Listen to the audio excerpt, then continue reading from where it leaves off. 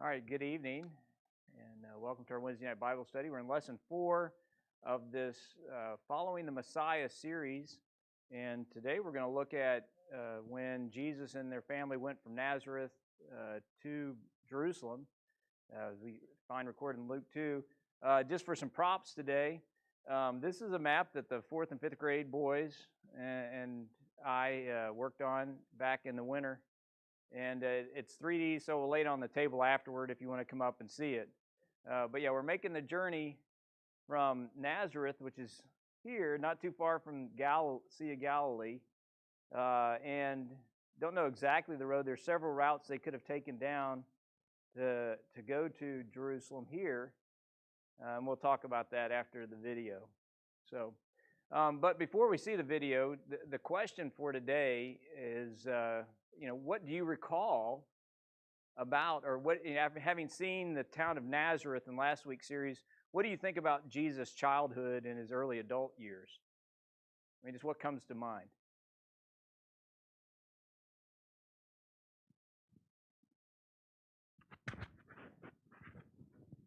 Idra? Of Nazareth. Okay. So I just thought big town, lots of people, Yeah. So that was surprising to me.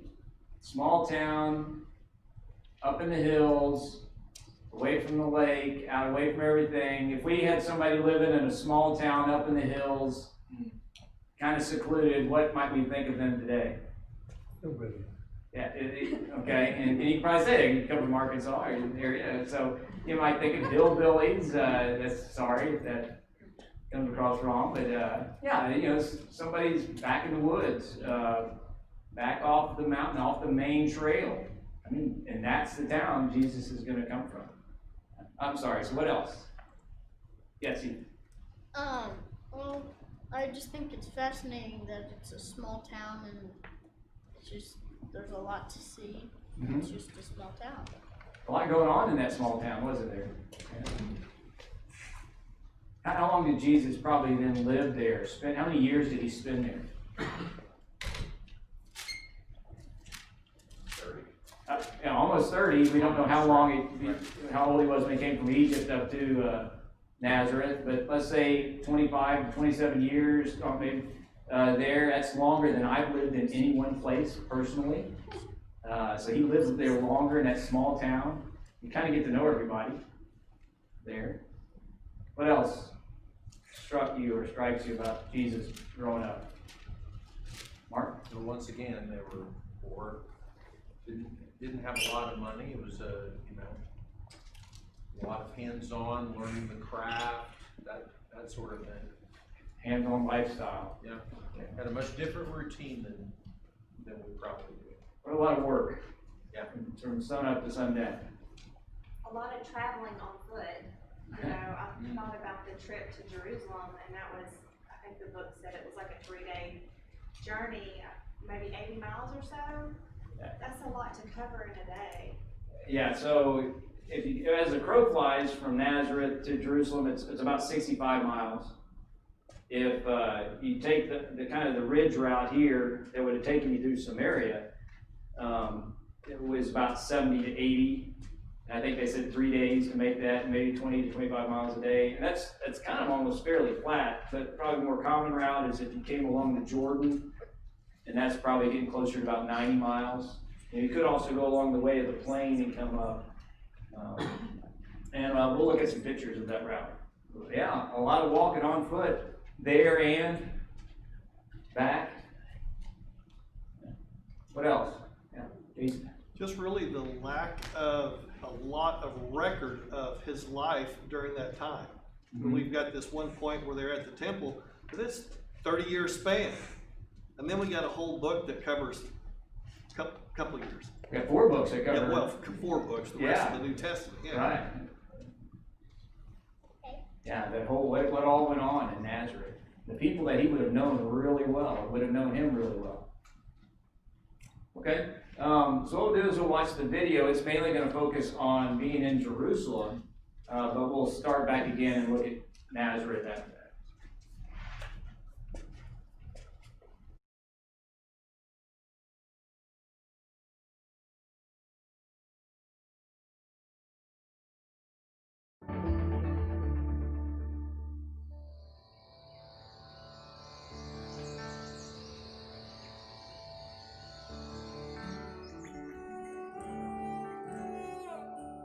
Today we went down to the marketplace in the old city of Jerusalem.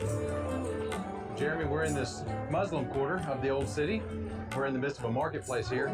A busy marketplace. Yeah, very busy. But we've got all kind of fruits and vegetables over here. We've got flowers over here. The marketplace is really the heart of the city. I mean, especially old Jerusalem. You come here to get anything. You come here to get your produce, your precious metals, your clothes. It's like a huge bazaar. It really is. And I love coming here. The old city has such personality. It really is exciting to come. Walking through the marketplace in the old city is unlike any other shopping expedition I've gone on. It's not like going through an outlet store in the US. It's not like going to an enclosed mall with escalators and everything is pristine and clean and glass. You're passing shops made out of stones that date back centuries, sometimes millennia. They're rough and there's texture to them. And artifact shop on one side, and you turn the corner and there's a butcher on the other side with things hanging in the window. There's nothing else like it. You're going through there and people are coming and going, and when we talk about, well, I'm gonna go to the grocery store, or I'm gonna go to the market in the West, in the US, we're talking about a large big box store with huge aisles and lots of room and tons of space. But that's not the way this works. You have vendors selling out of these small little hole in the walls all the way down these streets, and they're displaying their wares along the way, just bright colors. A lot of salesmanship going on, a lot of haggling going on. Almost everything's negotiable. You know, the first question you ask is, so how much? And let him throw out a price, and then go back and forth. And you kind of have to have an idea of what something ought to go for before you go in. And it's just, it's a neat place to go. I don't really enjoy big cities. I'm more of a country person. I'd much rather stay in the country, have the wide open spaces, but I love the old city of Jerusalem.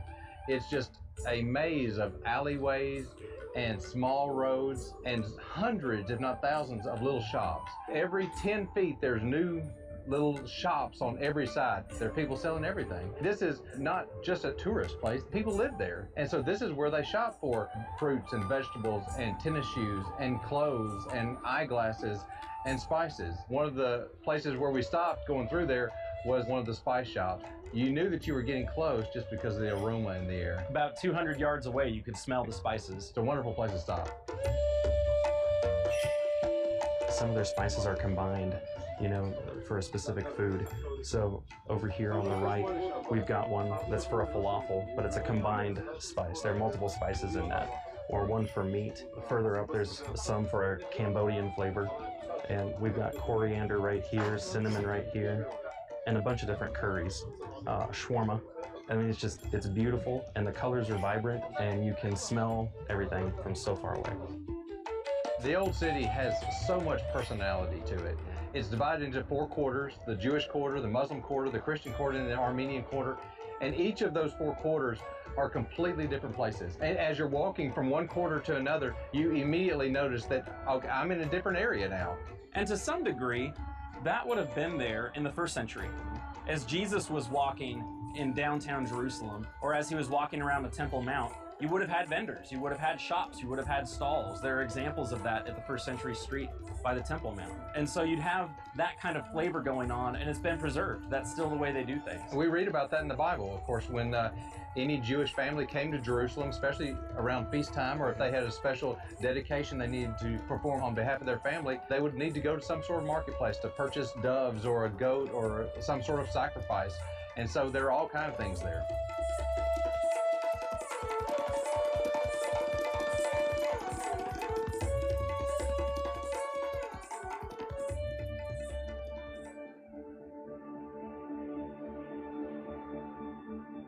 Barry, one of the times that Jesus' family came down to Jerusalem, we're told they came down annually for the Passover. Luke tells us that his parents went to Jerusalem every year at the feast of the Passover.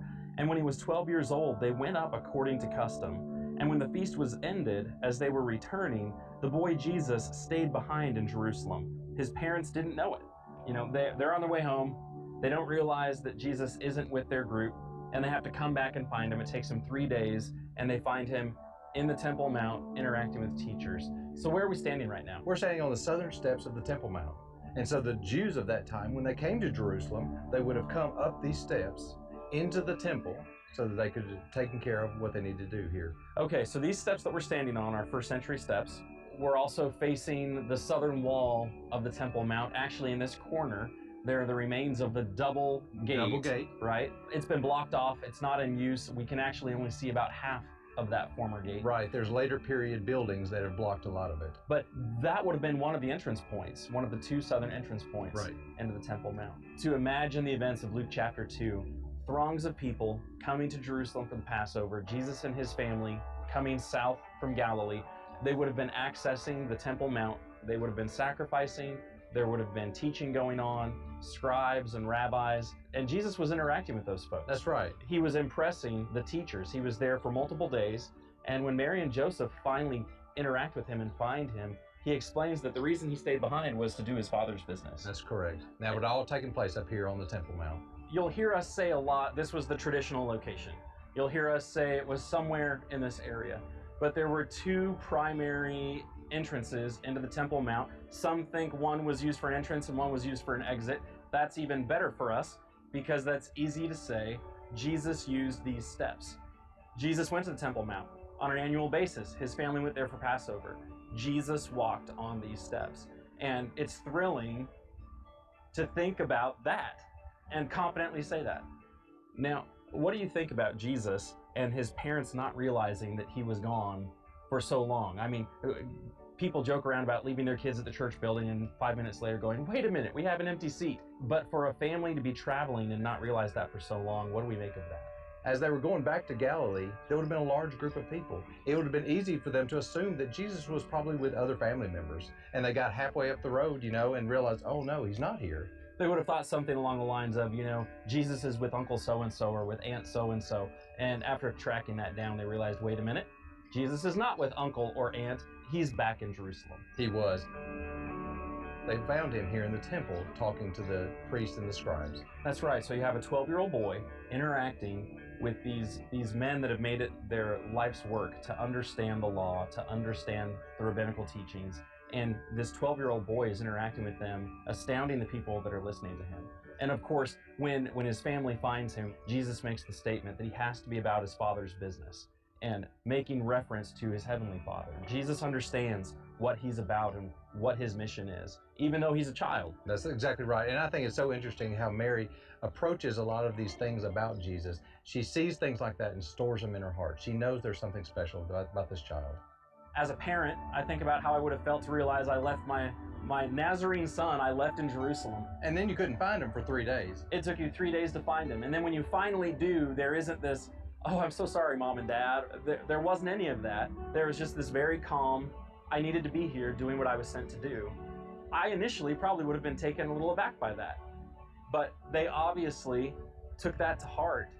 And Luke records that for us to help us understand that even at 12 years old, Jesus understood something about himself and his mission. In this episode of Following the Messiah, we've been talking about the childhood and early years of Jesus, culminating with his 12-year-old trip for the Passover down to Jerusalem and the Temple Mount. Now, all of these stops that we've made along the way are like breadcrumbs. We're following a trail. All of these things hint at his identity as the Son of God, the one who came to be the Messiah. We know, especially at that Temple Mount visit, that his mother saved up that trip in her heart, that everything that had happened, her conversation, Jesus saying he must be about his Father's business, that was just one more piece of the puzzle for her to figuring out who Jesus was and what he was about. Now, if those things were special to Mary, and the gospel writers thought they were significant enough to record them for us, then we have to pay special attention to those things as well. Those things help us understand who Jesus is.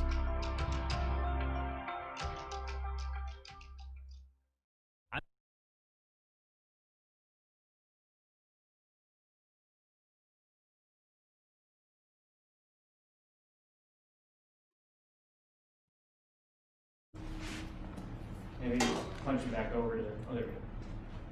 So let's just go ahead and read the text, the full text. If you want to read in your Bible that you have with you, this is from the ESV, and I'll read off the screen. Luke chapter 2, verse 41 through 52. Hey, mentioned a few verses, so let's go ahead and read the passage together. Now when his parents went to Jerusalem every year at the feast of the Passover, and when he was 12 years old, they went up according to custom. And when the feast was ended, as they were returning, the boy Jesus stayed behind in Jerusalem. His parents did not know it, but supposing him to be in a group, they went a day's journey. But then they began to search for him among their relatives and acquaintances. When they did not find him, they returned to Jerusalem searching for him. After 3 days, they found him in the temple, sitting among the teachers, listening to them and asking them questions. And all were astonished, and his mother said to him, "Son, why have you treated us so? Behold, your father and I have been searching for you in great distress." And he said to them, "Why were you looking for me? Did you not know that I must be in my Father's house?" And they did not understand the saying that he spoke to them. And he went down with them and came to Nazareth and was submissive to them. And his mother treasured up all these things in her heart. And Jesus increased in wisdom and in stature and in favor with God and man. Okay, so compare the impressions that we had, and maybe before you saw the video, to what we just saw in the text. Anything that was different?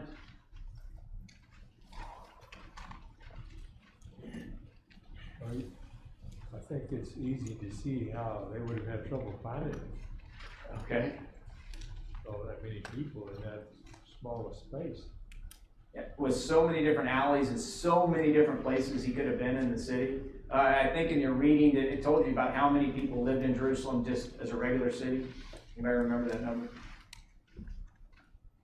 100,000. Yeah, about 100,000 normally lived in the city. That would be huge. I mean, imagine losing your kid now in a city of 100,000. How many were there for the feast, though? Yeah, 1 million, 2 million people. 10, and people then obviously leaving in all directions. But that would be just terrible. Cell phone coverage, wasn't as good as it is today. Battery probably ran out. Lost the chargers. Amber Alert. No, but and how far did they go away before they turned around? A day's journey, and y'all said earlier, how far is a day's journey, perhaps? 20 miles. Imagine being 20 miles away and having to walk back 20 miles the next day. Would you sleep well that night? Right, to sleep well that night, and then you walk. And if you happened to have gone down by the Jordan, you would have walked the 3/4 of a mile in elevation down, and that road makes the bus grind, as Barry's mentioned before. Getting down here, if you were down here and then you had to hike back up to get back up there. What else? Any differences? I think anything else stand out between them?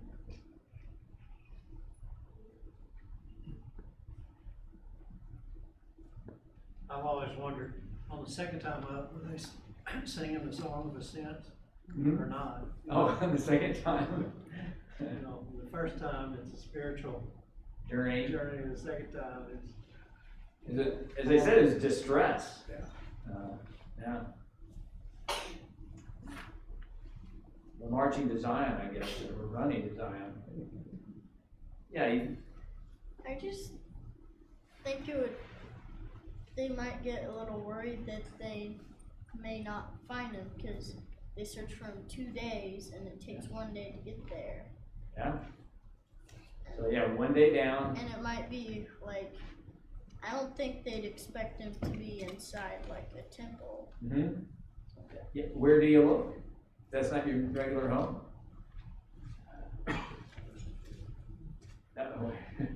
Huh? Okay. Yeah, so the thing about the journey and then a crazy city. Now, again, the Jerusalem that we see built up generally is built up about 20 feet above the original Jerusalem at the time Jesus would have lived. But it's very similar to what he would have experienced as far as the tightness of shops and the buildings being reused. Because the city, that Jerusalem was destroyed. It's been rebuilt, destroyed, rebuilt, destroyed, rebuilt, and it is in the current state that it is. But it's very much going to be the same style of city that he would experience. So yeah, there's other passages that talk to us about his boyhood being there. Most of them there in Luke, as you can see, kind of recounting that. Anything in that list of events that happened there in Jerusalem just jump out at you. You're just like, oh, that's surprising, or one thing that always jumps out at me is this, and I appreciate now, and I wish I had known it more as an younger parent, was that you see the humanity from the parent standpoint. You know, oh, I thought you had it. No, I thought you had it. Hey, you know, why didn't you take care of it? Why didn't, anyway, but you see that they're very human, which of course they are, but you know, that you see their humanity. And then, you know, we kind of read it in a nice tone, but I don't imagine that, son, why have you treated us this way? It's a very, I don't picture it that way. There's a lot of mothers out there shaking their head like this, yeah. You know, as a pretty, you know, no fun. So you see, he had a mom and a dad. Mm-hmm. And, you know, of course, God blessed him in that relationship of who they were, but you see in this instance some, at least for me, an encouragement as a parent that, you know, as Hebrews say, we're doing our best, but we make mistakes, we're anxious, we get upset, our kids do things that don't make sense, you know, we see that in their relationship, and so that's an encouragement to us. And so I think that's a little bit of what's here, that as a younger person, I just, you know, I focus more on the list that's here, but yeah. That is, I wish I'd heard that, you know, 20 years ago. So, you know, when you mess up with your kids, you say, well, look, even Joseph and Mary messed up with, you know, Jesus.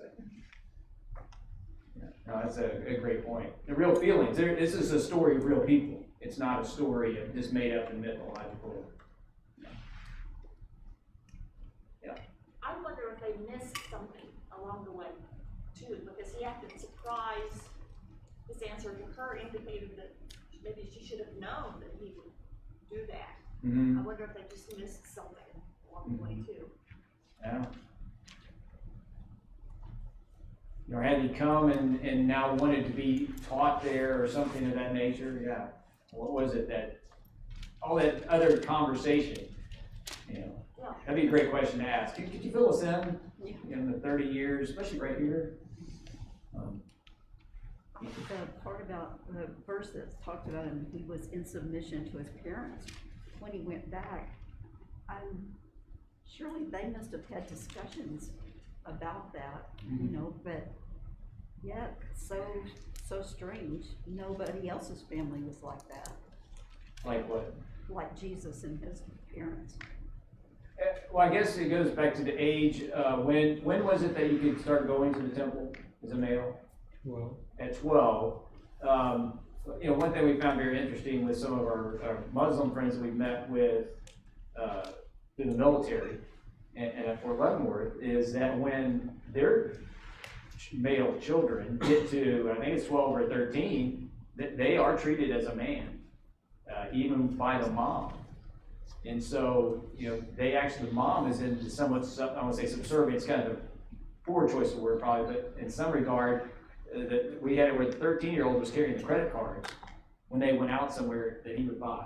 So I think there's a cultural difference we don't understand, both in the Jewish culture at the time and the Middle Eastern culture, of how males are treated at different ages. So him going back, if he's now considered technically a man or more of one, that would be different than maybe if he was 10 or 8. so when he said, you know, why are you surprised that I'm here?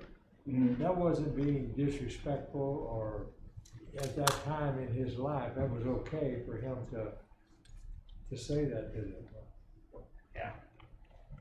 He had the right tone, I guess. I guess if you're there in the temple doing good things, I guess if you're doing the right thing, the best thing, it's kind of hard to get in trouble. Although they disappointed him, obviously distressed him.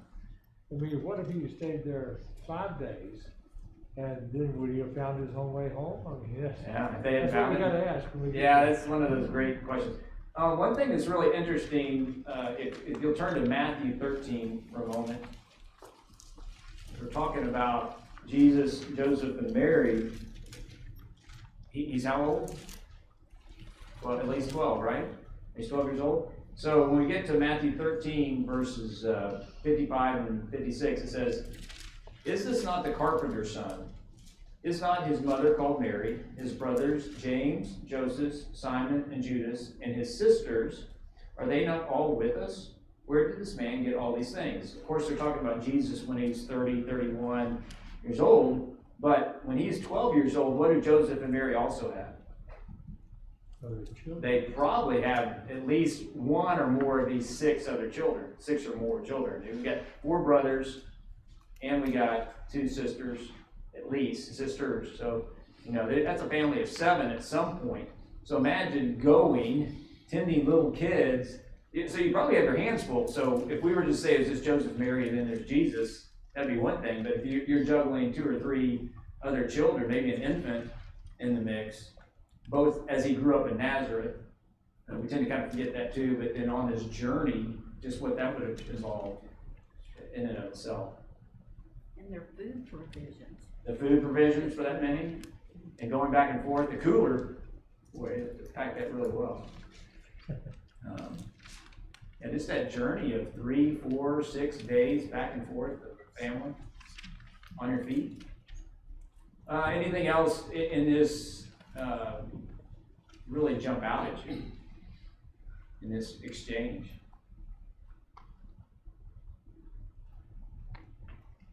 What are you telling him, Myra? Tell him something.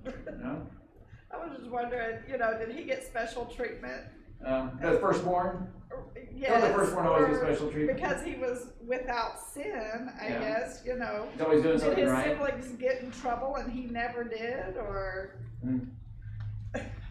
Or did they all grow up pretty, stable, good people? You would think, kind of, with the family.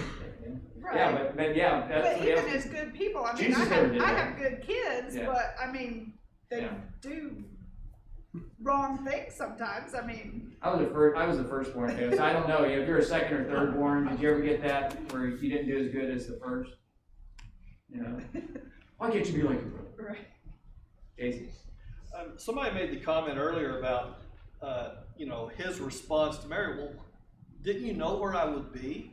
And if you think back to all the things that were said to Mary, I mean, the angel came to visit, and this is who it is you're carrying, and John the Baptist, and all of the events that happened in Luke chapter 1, I guess it is. That's a pretty good statement, because they should have known something special, and now that he's 12 and can go to the temple, something should have been clicking. Well, it goes back to humanity. Phil mentioned that, we get so busy with our lives and taking care of the normal things of life and other children and everything else that we can kind of lose that spiritual focus in our lives. I think it's a key point we have in here later. Yeah, excellent. Talking about the trip coming down, these are some of the pictures we took when we were there. And so when you start off up here in Nazareth, it's probably, the Jezreel Valley is right here, and it's right at about sea level. It doesn't change all that much coming over, and then it dips down into the Jordan Valley. And it's the bread basket. That's probably the only flat ground where they do a lot of, especially like wheat harvest and other things. So it's just a big, if you look at it today, it's just farm fields out there. So Jesus lived up on the hills here, probably about 600-700 feet elevation. He would have come down. If you remember Elisha and the widow, or not the woman from Shunem, and had the son who they give and he dies, and he comes to see him. He had been here, but the woman who was here, his name is Elijah or Elisha. I think it's Elisha. Okay, I'll check on that. But anyway, that's here, and then the city of Nain is right here also on this side of the mountain. But anyway, you come down the hill, and you would have crossed over the Jezreel Valley. So you're looking at this hill right here is that hill in the background. And the picture is taken from somewhere over here in Megiddo, here, kind of looking that way across the valley. So he would have come down across this big fertile plain, regardless of which way you went. You might have crossed here, you would get to Jezreel, and that famous Israel city. And he could have gone up and headed to Samaria, or he could have come Mount Gilboa then is here. And so you could have come around it one way or the other. Mount Gilboa, where Saul was killed, that's on the top view. And then that's just another, if you're at Jezreel, looking back out at this valley here. So a lot of flat ground in that plain as you cross, but you see all these mountains. And it kind of makes you think for a moment, in Deuteronomy chapter 6, God tells the people what should they do in teaching their children. When should they teach them? Constantly. Constantly, like when? Walk by the way, rise up and lay down. Yeah, all the time, right? But when you walk by the way, so just think, Moses wrote that 1,400 years before Jesus came around. The next 1,000 years, history is going to be made here. And then there's about 400 years of silence. Jesus comes along. So every time they walk by the way, what do they see on the way? History. Bible events. You could tell your kids about, there's Mount Gilboa. Remember what happened there? And you could recount that. So whichever way you went, if you went along this way, it'd be Mount Gerizim and Ebal and some other things. So lots of places on this journey south that you could talk about things on the way. I did want to go back. As you go in here, also in this area, is the spring of Harod, which is where Gideon was supposed to go fight the Midianites. 32,000 show up. They're afraid they can leave, so 22,000 leave, 10,000 are left, and then they takes them to the spring. Well, that's the spring that they went to, and you drink the water there. So anyway, so that would have been another site along the way they could have potentially stopped at.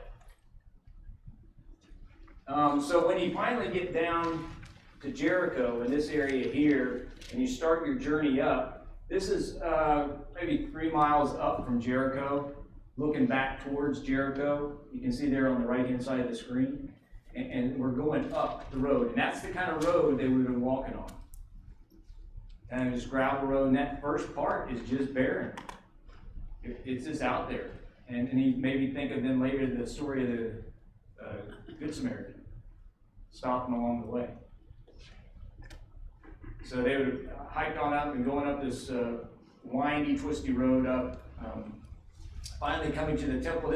The view from the Mount of Olives, actually, this is probably a little too high, but you would have been on the Mount of Olives actually looking into and kind of down at the temple.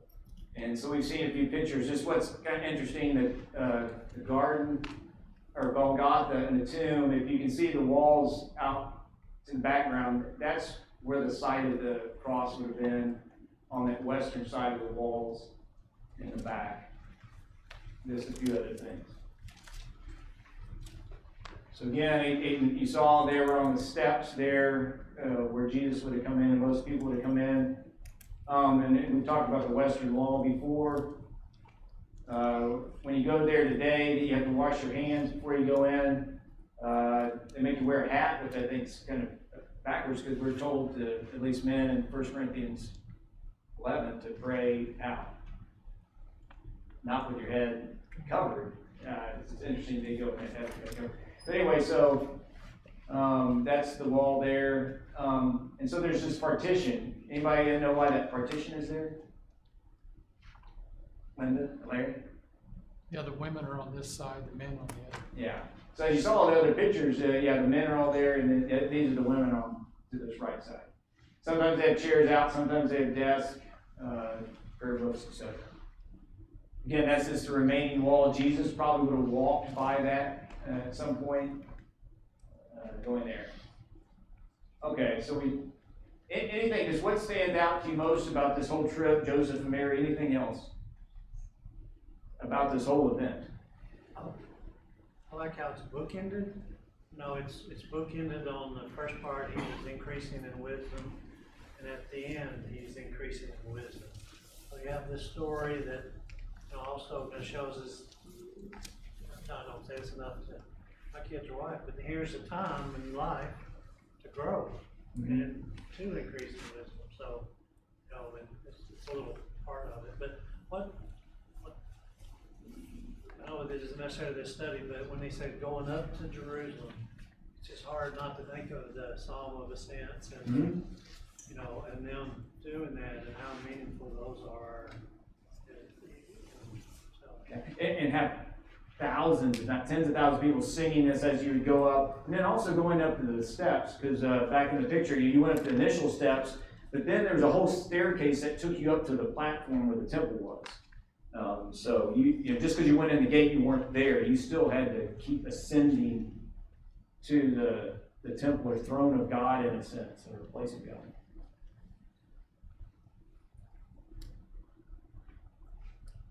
Me, something just reading it again, just thinking about Mary and Joseph, about, they didn't treat this Jesus as, or they didn't treat it like they were just caretakers for God's son. This was their son. Mm-hmm. You know, especially, I mean, of course, Mary had it, but I mean, it's like with, you know, Joseph, the way that, because that word, mine just says it's having anxiously looking for you, but I looked it up, it's a lot deeper than that. Anguish, you know, with anguish they were looking for him, so they loved him just like, you know, he was their son, but you know, I mean, we may not think, you know, that it was God's son, but Yeah. they loved him, just like any parent would love a child.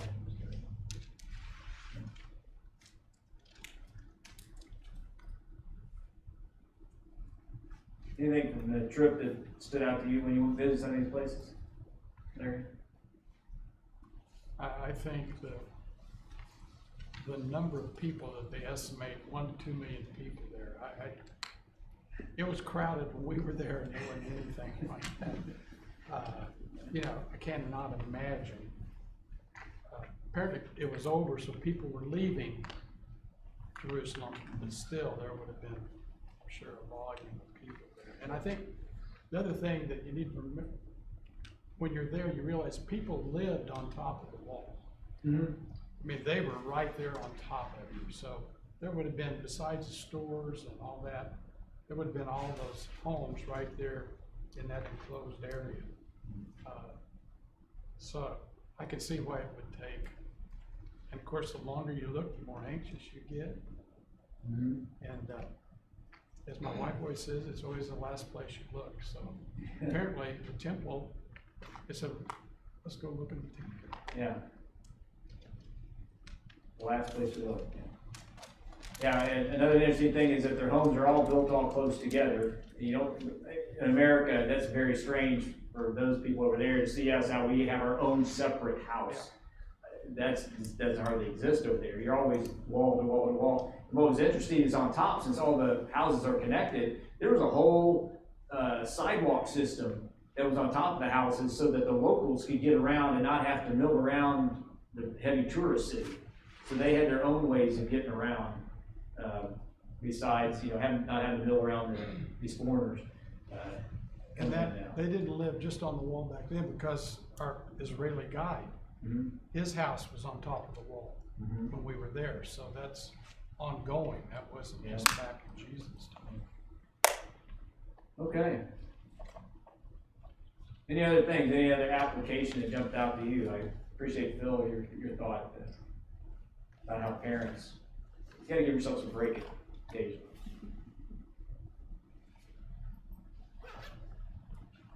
Okay. Well, I think next week we actually go to episode 3. So if you're looking ahead at those, we'll do that. And I think we're getting close to Jesus' baptism, if I believe. What's on the table next. So, thanks for participation. If you need a book, there's plenty more now. So if you don't have a book, go ahead and just take one there that's in the back. So, why don't we close with a prayer? Almighty God, we thank you for this evening, that we are reminded of where you put your Son and with whom you put him. And just it amazes us with all our conveniences and ease. We think about the life your Son just lived in the first 30 years. The hard roads, the up and down hill, the long journeys, not having the conveniences we do to stay in touch. Lord, his focus was on you. May we have that kind of focus. May we teach our children and grandchildren that love for you, and show them that love that we have for them. We're just so thankful for the example of Joseph and Mary, And Lord, that you would entrust such preciousness with them, and Lord, you would also entrust such precious things with us. May we never forget that and be grateful. Lord, we just lift up those who are just struggling with health and spiritual issues right now, and Lord, they may have strength and faith and have a good night of rest. Lift up our country too in this trying time. Lord, that you have control over all, and we're so thankful for that. We do pray for the protection of our leaders.